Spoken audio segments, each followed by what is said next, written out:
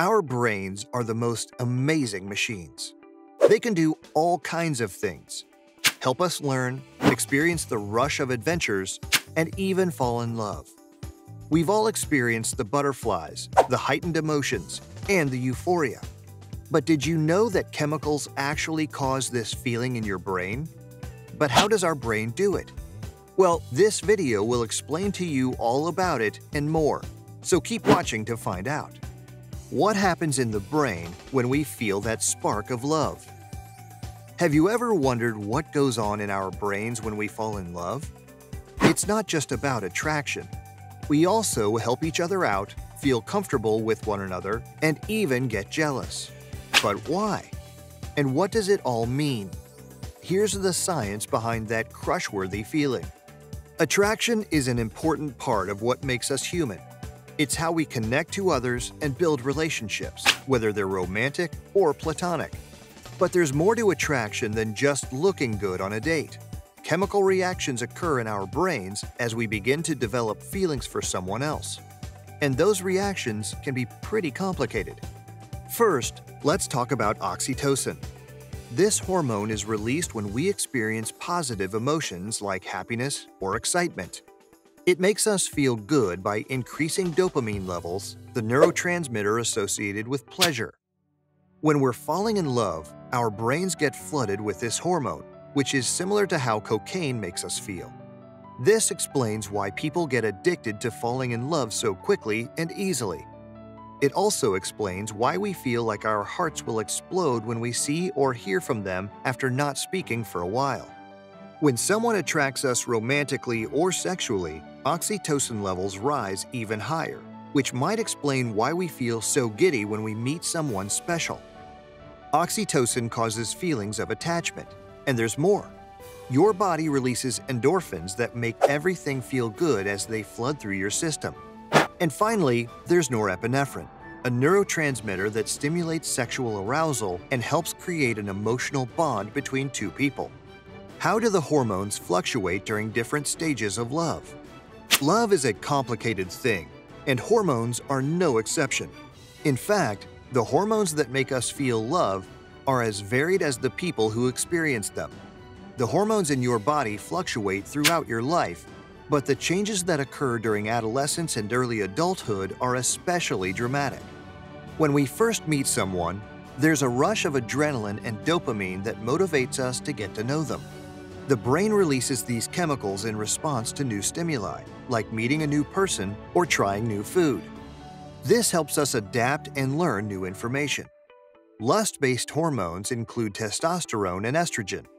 These hormones spike during sexual arousal and create feelings of sexual desire and attraction. For men, testosterone peaks around age 20 and then drops steadily until men reach 40 to 50 years old.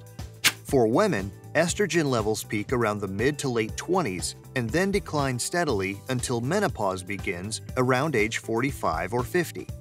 Women's testosterone levels also rise during ovulation to prompt ovulation. This increase in testosterone can cause women to feel more assertive than usual during this time. Romantic love causes a series of changes in hormone levels. Dopamine rises dramatically in the brain during feelings of romantic love. Oxytocin increases due to touch or other physical stimuli. Is being in love healthy for the brain? Being in love is an incredible experience. It's a feeling of being on top of the world, knowing that you have someone who loves you just as much as you love them. But what about the health effects? People often ask this question: is being in love healthy for the brain? The answer may surprise you. There are many benefits to having a healthy relationship, but there are also some risks involved with being in love. First, let's talk about the benefits.